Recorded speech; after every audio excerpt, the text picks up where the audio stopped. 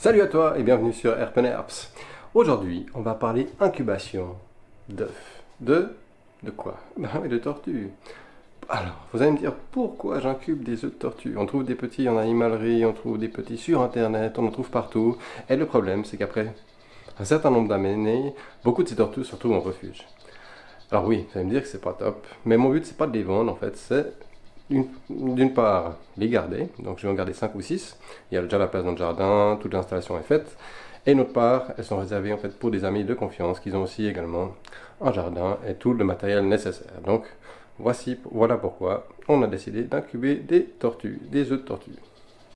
Du coup, dans cette petite vidéo, on va regarder comment j'incube mes œufs de tortue, quel matériel j'ai, enfin un petit peu tout ça. Donc commençons par l'incubateur. Alors, vous pouvez voir ici que c'est un incubateur de marque Brouillard. C'est un Brouillard digital, je ne sais plus exactement le numéro, 3000, voilà, où on peut avoir affiché la température ainsi que le pourcentage d'humidité. Et à travers, on voit par transparence sur les deux fenêtres les petites boîtes avec les œufs. Donc ça, c'est un nouvel incubateur que j'ai acheté cette année. Je le trouve vraiment pratique, très précis. Il y a une sonde de température ici. On peut régler la hauteur, donc la mettre à la même hauteur que les œufs. C'est vraiment très pratique et il est très précis. Alors, pourquoi un incubateur? C'est une bonne question parce qu'en fait, par chez moi, il fait pas assez chaud pour laisser les œufs naturellement éclore. Il y a des bonnes températures, donc on a 30 degrés, 35 degrés, pas de souci. Par contre, entre deux, on a souvent des épisodes de mauvais temps où les températures vont descendre jusqu'à 14, 15 degrés la nuit, ou même moins 10 degrés, et ça, c'est pas bon pour les œufs. Du coup, on est obligé de faire une méthode d'incubation artificielle. Donc, une fois que la femelle a pondu, on voit bien en fait les traces sur ma petite colline que j'ai faite à l'intérieur de l'enclos, une colline de terre et de sable. Elle va creuser ici, elle va mettre ses œufs et un peu tout recouvrir. Donc on verra bien le marquage où elle a passé. Je vais aller déterrer ses œufs et les mettre dans des petits conteneurs. Voici donc l'intérieur de l'incubateur. Alors, ce qui est important quand vous prenez les œufs, c'est déjà de ne pas les retourner. Donc il faut les laisser le haut en haut, donc un peu comme ils ont été pondus. Je vais les mettre du coup après dans une boîte, ces boîtes à grillons en plastique avec de la vermiculite légèrement humide et aussi un peu de ce qu'on appelle ça, de la céramis mélangée avec ça, pour que ce ne soit pas trop humide. Donc juste légèrement humidifié mais pas trop.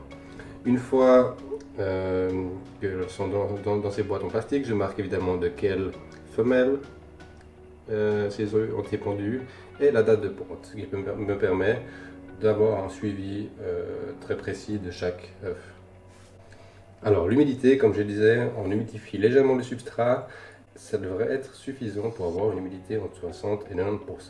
On voit rapidement si on a trop ou pas assez d'humidité. Si on a trop d'humidité, les œufs peuvent commencer à se fondiller. On peut trouver un peu de moisissure qu'il faut nettoyer le plus vite possible, sans évidemment bouger trop les œufs, ou en tout cas en les laissant dans le sens qu'ils sont. Et s'il n'y a pas assez d'humidité, en fait, ils vont commencer un peu à se flétrir. Donc il faut corriger ce problème d'humidité. La température a un rôle vraiment important. Parce qu'en fait, il va influencer la durée d'incubation, donc environ de 55 à 90 jours, mais aussi il va déterminer en fait le sexe de nos futurs protégés. Donc en règle générale, en dessous de 31, on aura principalement des mâles et en dessus des femelles. Donc cette température critique de 31 va nous dire est-ce que c'est des femelles ou alors des mâles. C'est pas évidemment 100%